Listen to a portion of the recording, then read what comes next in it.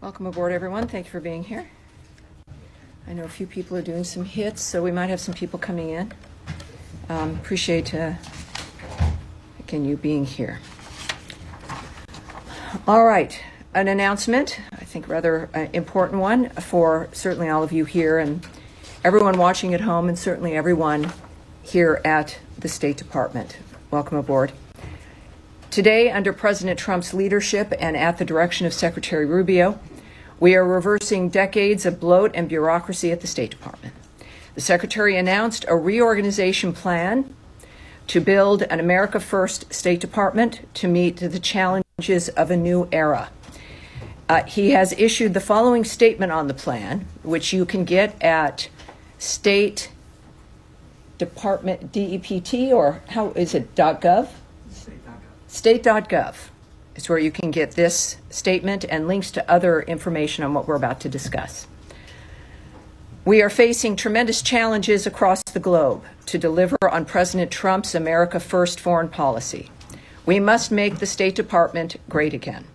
In its current form, the department is bloated, bureaucratic, and unable to perform its essential diplomatic mission in this new era of great power competition. Over the past 15 years, the department's footprint has had unprecedented growth and costs have soared. But far from seeing a return to investment, taxpayers have seen less effective and less efficient diplomacy. The sprawling bureaucracy created a system more beholden to radical political ideology than advancing America's core national interests. That is why today, Secretary Rubio is announcing a comprehensive reorganization plan that will bring the department into the 21st century. This approach will empower the department from the ground up, from the bureaus to the embassies. Region-specific functions will be consolidated to increase functionality. Redundant offices will be removed, and non-statutory programs that are misaligned with America's core national interests will cease to exist.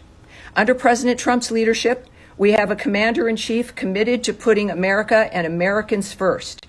As his Secretary of State, Secretary Rubio announces that he is in fact confident a reformed State Department will meet the moment and help make our country great once again. So the bottom line here is that these sweeping changes will empower our talented diplomats to put America and Americans first.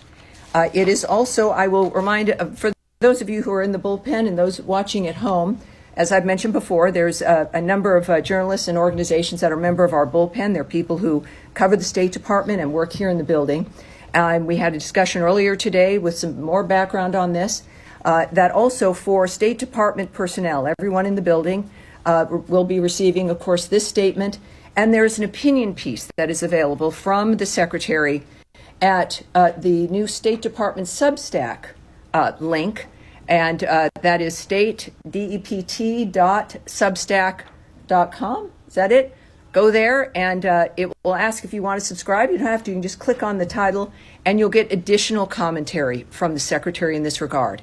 Also, for everyone in this building, there is additional information. There is a fact sheet. There are frequently asked questions. There's an additional statement from the Deputy Secretary Landau, so you will be able to see that as well.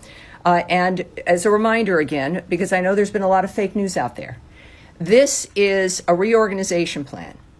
It is not something where people are being fired today. They're not, no one's going to be walking out of the building. It's not that kind of a dynamic. It is a roadmap. It's a plan. It is something that there's been a congressional notice that has been sent. And so the steps and the procedures that happen through the government are also taking place at this point as well. And at this stage, I will open it up for questions on this issue. Yeah, yes, sure. Sean? Thanks. If you don't mind, just obviously lots of questions. Just to make sure we get to it. The Russians are saying that Special Envoy Witkoff is coming back. All right, so we're doing that's a different issue. Let's stick with this. It's interesting if none of you have any questions about this. No, we certainly have questions. Yeah, so I mean questions about this, and then of course I know, Lord knows, there's many other things that are happening as well. I guess, all right, yes, go ahead. Just on the hiring freeze and the way that this affects the folding in of USAID to Sure. the State Department, how, given the fact that these people are not considered State Department employees, what opportunities, if any, are going to be given to them to be able to reapply or Sure. not for their position? Sure. First of all, the USAID fold-in, that in a way is kind of the genesis of this, right? We knew that was going to happen. USAID was going to become a part of the State Department. And in this framework, what you'll see, and it makes, I think, perfect sense, and people seeing this will see that it makes sense, is that instead of this monolithic entity that was, its own object in Washington, D.C., making decisions about aid and where the money would go, the usual experience, and I've experienced this with the Secretary's travels and his conversations with the leaders and also our own embassy and consulate staffs, is that you would have donations or funding for a project that the country itself was not interested in or did not want and had other needs, that the embassy staff or the ambassador was never consulted, that the opinions of the people who are working in the country were not consulted. So they would see money going into a nation, as an example, put in to fund something that was even, in some cases, detrimental to the nation that we were working with, or opposed by an ambassador, and yet there was no input and no action. In this particular kind of reorg, it's about consolidating things, right? Weaving certain offices into other bureaus, making situations smaller, reorganizing it, literally. And in that case, you will see the bureaus, which used to have a lot of power, but had really kind of lost that in a certain way through the giant bureaucracy that became evident through the 70s and 80s and 90s.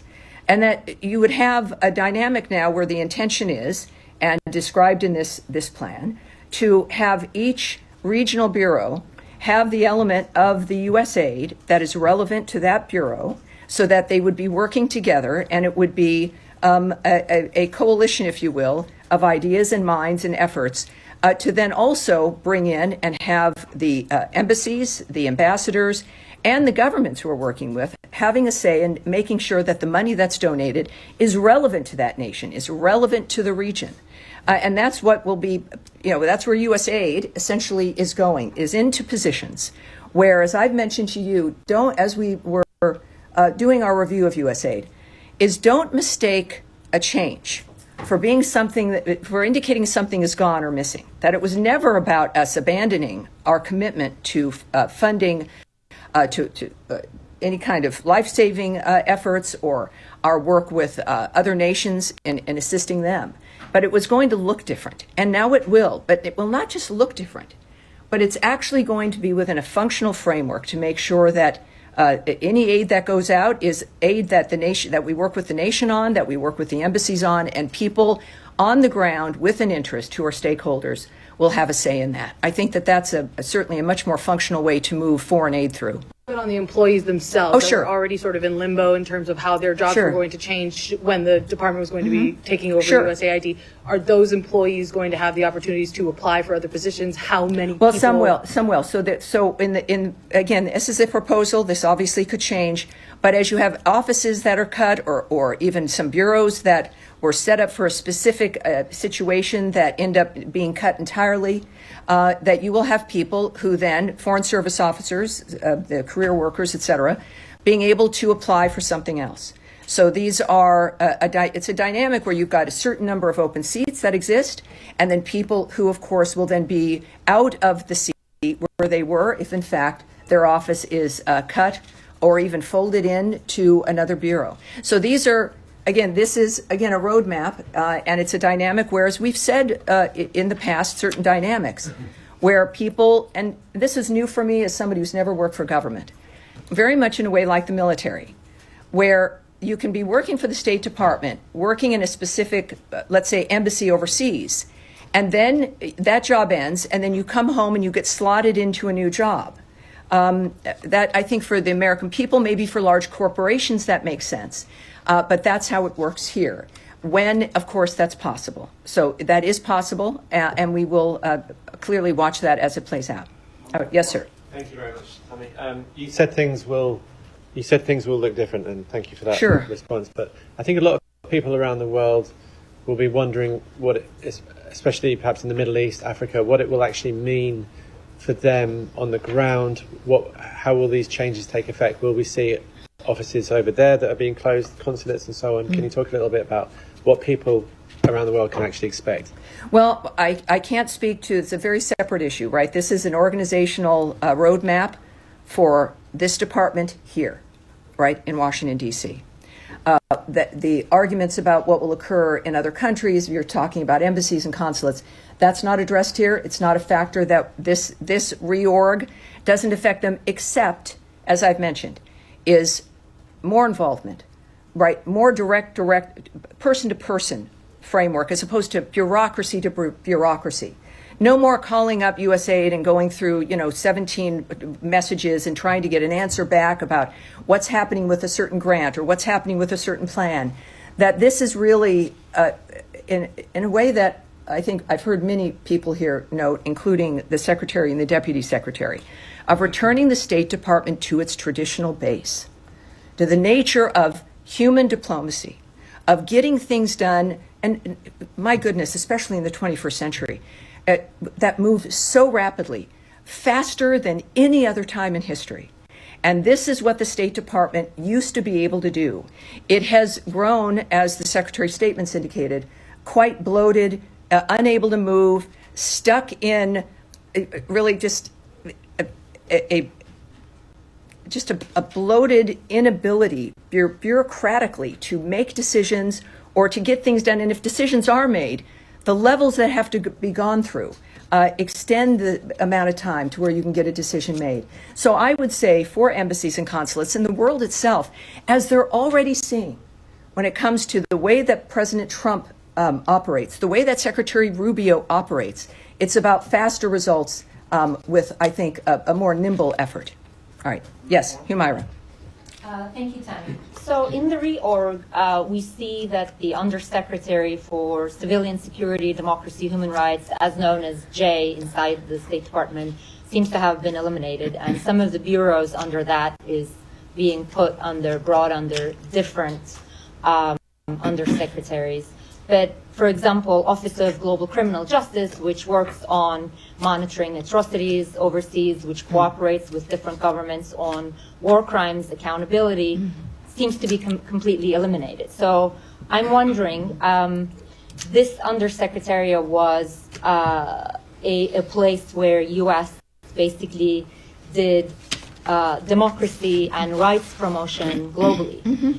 Does the new State Department under President Trump no longer sees that as a mission? Is that no longer a priority? Sure. Yeah. I mean, it's a legitimate question. Again, we've grown used to seeing something, and then that would indicate that's where that lives, and if that's gone, the effort is gone. Many times during the USAID argument, I've made that argument. Just because the USAID building was going to be something else doesn't mean, or that the certain aid was cut that was not aligned with our vision or President Trump's vision, doesn't mean that our commitment to foreign aid ended. So you're right. There are going to be certain offices and certain bureaus that are going to be gone or folded into other bureaus. I would say this is one of the most important aspects of this for everyone in the building and everyone watching at home. Because you might have had a specific bureau that dealt with a discrete issue, doesn't mean because it's now folded into another larger bureau, doesn't mean that it's gone or we don't care. It means that, in fact, certain issues deserve to be considered part, not like some specialized, separate, segregated interest. Why shouldn't that interest be in every bureau, right? If you've got bureaus that, and for people watching at home, as I mentioned, I think in my very first briefing, that the State Department isn't just a bunch of people at a desk looking at the internet and people figuring out what it is they want to say to a world leader. There's bureaus filled with people who care about the country, the State Department, and are experts, researchers, individuals who are committed to a certain region, who understand it, who have also, though, the relationships with people in the countries in that region. And then they inform us, they do the research, they inform me for this briefing. I go onto the screen, and it's every bureau in this building that has what we call lines, which is the information about what's happening on an issue. They tell me what those things are, why it matters, etc. So I come here, and a great deal of what I say to you, if not most, is from the body of knowledge from the people who work in this building, who are the Foreign Service officers, the career people, the civil service officers and workers who are here. So that's how this, it is the government as a whole is people. It is a collection of people who've gathered to further the founder's vision, and who with each election gather to further the vision of the person who leads this government. So when we think about the nature of USAID or those other bureaus you mentioned, if a bureau is gone, that is certainly all these issues are important. It means that we're looking at certainly blending in with the regional bureaus, taking certain issues away from being specialty issues, and making sure that they're in the frameworks of the bureaus so that they can be weaved in and dealt with as a whole within all the work. Yes, of course. Please. No, next, once we get through this. Okay, I do have a follow-up on this too. Okay, then, hold it, but I'll make sure I give it to you guys. We're good. You said earlier that, you talked about some of the programs and you described them as, the aims of the programs were not in line with the aims of the country. Now, there are countries, like U.S. has made democracy promotion a priority, but that priority actually did not go down well with some of the countries in the world. So if a country, for example, a lot of people would give the example of Hungary, U.S. has funded some independent media organizations in Hungary. If those are in contradiction with Hungary's goals, U.S. is no longer going to do that. Well, no, it's not. Without, of course, speculating on what we would do in a particular country, the point is that American tax dollars that are sent as aid or to supplement something in another country deserves to be used to reflect the values and the interests of the United States, which of course is democracy and freedom around the world. I think it's safe to say that with all of our actions, certainly the Trump administration, we have made it clear that that is our priority. But also making sure that the ambassadors who are also appointed, who are representing this nation in countries and others who work at the consulates, in concert with the nation that we are working with diplomatically, that we have a coalition, if you will, on knowing how that money is being spent and making sure that the stakeholders actually have a say. I think that's fair.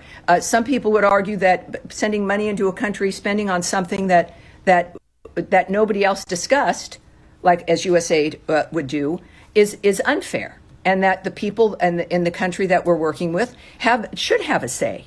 But bottom line is, this now moves into something that is more accountable, more specific, easier to describe, easier to ask questions about, and easier effectively for everyone involved here at the State Department and at the embassies and consulates involved, more accessible and more transparent. All right. Yes. Okay. I just wanted to follow up on Humera on global criminal justice, because Sure. there seems to be a bit of a mixed message, because on the one hand, this is clearly being eliminated from the organisational chart. But when we're pressing you on it, you're saying... Well, it may be moved. I mean, if you don't see it on the chart, it may be moved. But and then the Secretary has retweeted an article which says very specifically that this is an aggressive shake-up. It will close agency offices, including those launched to further human rights, advance democracy overseas, counter extremism, and prevent war crimes. So it's just a simple question, really. Is the investigation and prevention of war crimes overseas still an important piece of work and a priority for the State Department? Democracy is always important, obviously, and again, and I understand the tendency. I understand the tendency. War crimes, again, for me, being here now, we're approaching about 100 days. My deciding to do this is based on this nation's history, and it clearly is committed to the nature of the values of the American people and of this country. And just because, and this is why I think it's difficult to do, you've seen a bureau dedicated just to that, just because it has been folded into a different bureau or is an element underneath a different kind of office, and that particular bureau that was maybe specialized, which could be implemented in a better, more nimble, faster way, especially when we're talking about war crimes and things immediately that are moving on the ground. This is the kind of adjustment and reorganization that makes it better. And this will always be the argument. This will be seen.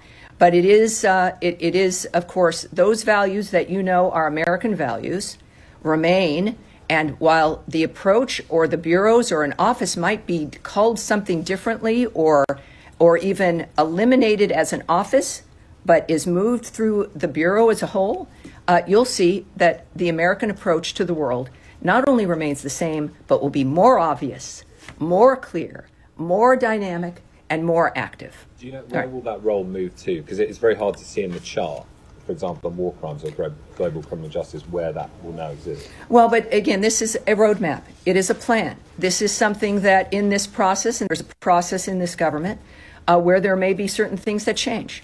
And there'll be a point where we're talking about implementation. So those details, this gives you, I think, a very good idea, transparently for everyone who's watching this, that this is a change. It is, the issue is certainly, sometimes we all know that change is difficult. But in this particular case, it had to happen because of the bulk, because of the unsustainability of the size of the government. And that's why we're doing it. All right. Yes, sir. Thank you. Two questions. I know this came up on different settings. Just want to make sure. It's the same issue. Yes. To Okay. get you on the record that this will not impact whatsoever when it comes to the department's reports on different issues like human rights, which appears to be Well, delayed. look, I'm not going to speculate on whatsoever impact on how a report is issued, when it's issued, the content of the report, the nature of how our discussing human rights is done.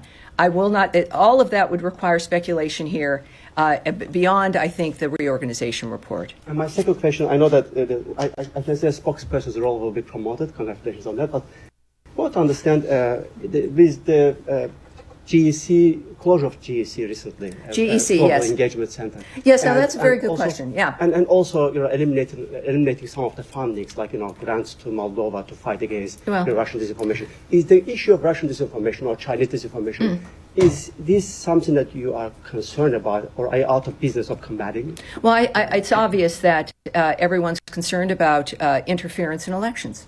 None of us want that, but of course the specifics of how a reorganizational roadmap is not going to, I'm not going to be able to answer the question about how that would be affected, of course. And your other question was? Chinese and Russian disinformation. No, there was a different one. And your office will be promoted. Well, it's moved. Yeah, and this is, I think, again, a bit in the weeds for the people at home. I mean, there's an organizational chart. My office is now answerable to the secretary, which, of course, all of you probably already presume that if that's true. But now, technically, it sits within that umbrella. So nothing has really changed in that regard, except it's a little bit more specific and obvious when it comes to the nature of my work. Can we come back to later on Ukraine? Well, forgive me. I'm going to move on. I was also going to answer your first question, which GEC. the GEC. Thank you. He remembered. In fact, that's a good question because things beyond this roadmap will also happen. That bureau has been eliminated. Things will change in the State Department separate from this roadmap. That bureau, which had been ordered to be removed last fall, what they did is they changed its name and moved people around.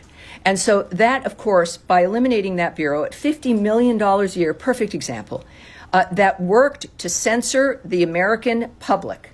That is not certainly the vision of the Trump administration or the American people who put him in office. So yes, that bureau is gone. It is really gone this time, and the American people are better off for it. Can I just ask one quick question? Yes, of course you can. On this process. Yes. There's an internal State Department memo that was put out about this that said that the undersecretaries are going to be submitting a path to reduce domestic staff by 15%. Can you just help us understand how the leadership in charge of this reorg came up with the 15% number, and if there's any wiggle room there, or if Well, I said this is an internal document. I'm not going to speak on something that you may or may. I'm not going to presume you didn't see something, so forgive me. But I'm not going to speak on the specifics of something like that. But the undersecretaries do have a role here. Because this is, again, not from on high things being swept away with one of those large yard brooms. This is a very specific dynamic brought to the undersecretaries who have daily operational experience. I see you. Keep your hand down, please. I'm sorry, it's a little distracting. These are undersecretaries who are working daily with the people in this building, who work in this building, who know what's being produced, who know what has to happen, and they are best suited to make a determination when it comes to this roadmap about how to apply the nature of what we want to accomplish. So the undersecretaries are directly involved, and they will, I think they'll have about 30 days to make their own plan in this framework. And then, of course, we'll see how that manifests in the meantime. And then just one quick question. Sure. Was DOGE involved at all on this plan, or was this just a State Department proposal? No, this, I think, is a very good example of the importance. You know, we know the American people love the result of DOGE. I think there were some questions, perhaps, about how it was applied. But what we do know is that the DOGE approach, the goal of that entity and of that committee is something the president appreciated and still does, as do the American people very much. But when I believe the president said a few weeks ago that ultimately this was going to be an approach that the secretaries were going to begin to apply. And also that does make sense, because whether it's the secretaries or the undersecretaries or the people running the offices, it is the daily work of individuals committed to the country, making a difference for the world. And the people on the ground working together know best about how this works, what could change, and how it should change. So this is, I think, a very good example of the continuation of that mission and the value of that mission to cut government down to size, get people used to the idea that it can happen without it being a bad thing, and then watching the benefits that flow. So secretaries now in charge of this. Remember, this is from an executive order. This is a whole of government, every department looking at how they can make their department more efficient, less burdensome, less bureaucratic. This is the State Department's version of that. I would say that that DOGE is not in charge of this, but this is the result of what we've learned and the fact that we appreciate the results, and we want more of those results, and it is now in the hands of the secretaries as well. All right. All right. Sean. Can I switch topics? All right. Now, are we done here? So we should switch to some other important topics. We have, as a matter of fact, one of my rules is, of course, our friend Caroline Levitt will be starting in about 10 to 15 minutes. I've started earlier here because of the nature of the issues, but there are some other issues on our plate. Shall we start with some other ones at this point? Sure. Sean, go ahead. You were first. Sure. Not that I'm not interested Yes. in reorganization. But, could I ask you, Russia said today that, or Russian state media said that Special Envoy Witkoff will be on his way to Moscow. Is that something you can confirm? And if so, could you explain the natures of his discussions this time? I can't confirm that, no. Cannot. I cannot. Is it incorrect, or is it just... I can't speak to that. Okay. Yes, I mean, that is, yeah, that's not something I can speak to. Okay. Could I ask you about the secretary's schedule? Sure. Just, if I'm not mistaken, you were on Fox earlier this morning, and you mentioned some the potential of Right. of travel. Sure. Could you just explain his Yes, travel schedule? you know, there's normally when we have travel scheduled, you guys get an announcement, and there was no announcement. And I was asked, and I had known that this was possible, and had mentioned it, presuming it would happen. As we know, Secretary Rubio is a busy man. He is one of the most active, if not the most active, Secretary of State I think we've had. And that, of course, affects every day for him. And so when there's certain plans, they're, conditional. And in this particular instance, while the meetings in London are still occurring, he will not be attending. But that is not a statement regarding the meetings. It's a statement about logistical issues in his schedule. Can you confirm who will participate from the U.S.? Well, I do know, yes, that General Kellogg is there. And so he will be having those conversations. So we look forward to hearing back from him about whether or not we've had some success in London. Just briefly for me. I'm sorry? All right. You know what? That is another issue, and I will get back to you in a moment. But we've had several other people who've been waiting to deal with that. But let me, I think that's I think that's all I can say to you about London at this Could point. just briefly, the Secretary on Friday said that essentially that we're going to see within days whether it's his exact words, whether it's possible to go forward with negotiating an end to the war. Is that something that General Kellogg is going to be looking at now? Is this really the time? Well, what we all look to is President Trump's approach. President Trump has expressed optimism about what's possible. And of course, he has great envoys and a great Secretary of State who's been moving through to determine if that is in fact the case. President Trump wants this to be solved diplomatically. Obviously, he does not, and does not believe, like when it comes to certainly Ukraine and Russia, they've said multiple times, both of the Secretary and the President have said that this cannot be won militarily. And so they want diplomacy to work. The Secretary said a few weeks ago at NATO that it was a few weeks where we would determine as we look to Russia based on their actions, not their words. And of course, now a few weeks have gone by and we are in London. And I think it's about what will be reported, which we will know soon. But then that is also the good news about being the Secretary of State, is that he is the one who sees everything, can make the assessment of everything that's on the ground. And of course, in partnership with the President, who is the visionary and the decider, that will make a determination about whether or not peace is possible. Yes, ma'am. Thank you so much. The President of Colombia, Gustavo Petro, is claiming that he no longer has a visa to travel to the United States. Can you confirm that report and explain the justification, if he's right or not? Well, I can't do that. Of course, we don't speak about direct individual visa issues. Visa records are confidential for everyone.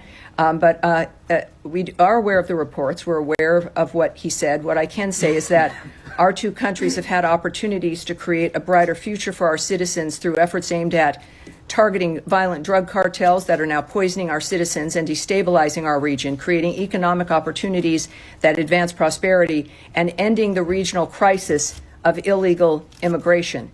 So that's what I know about our two countries. His comments are not something that I'll remark on. Can that? All right. Yes, sir. Yeah, thank you. I have a question about the Iranian talks. I'm sorry, about the Iranian talks. Do you have Yes. any updates about the third round with the Iranian, and how do you see the Iranian engagement with Russia and China when they are updating them and talking and meeting with them about the negotiations that they have with you? And will there be the next round direct talks with them, or it's indirect stuff? Well, again, these are diplomatic missions. I know I speak often. I have to say no to you when it comes to the questions you ask because you're looking for some details. I understand about the nature of what may or may not happen in an issue that the world cares about. But if it involves, of course, negotiations, diplomatic considerations, diplomatic conversations here between American leaders, I'm not going to remark on that. As far as what might be next, I have nothing new to report to you at this point. All right. Yes. The Diplomatic Security Service says it's been assisting the Virginia Homeland Security Task Force in arresting undocumented migrants and some people who are connected to transnational gangs. I wonder if you could say more about the decision to have DSS jump in there and whether you expect this collaboration to be ongoing and if there's any concern that this will detract from the original mission. Well, good question, if that's accurate. And so I need to check. We'll take that back and I'll get back to you on that. And your question is going to be the last one because we are just a few minutes to 1 o'clock. Thank you, everyone. We will have, I do want to let you know also for Thursday, my principal deputy, Tommy Piggott, will be briefing you for the first time. So that will be fun on Thursday. It's very, very exciting time. Thank you, everyone. Appreciate it. Thank you. Have a great rest of your day. Yeah.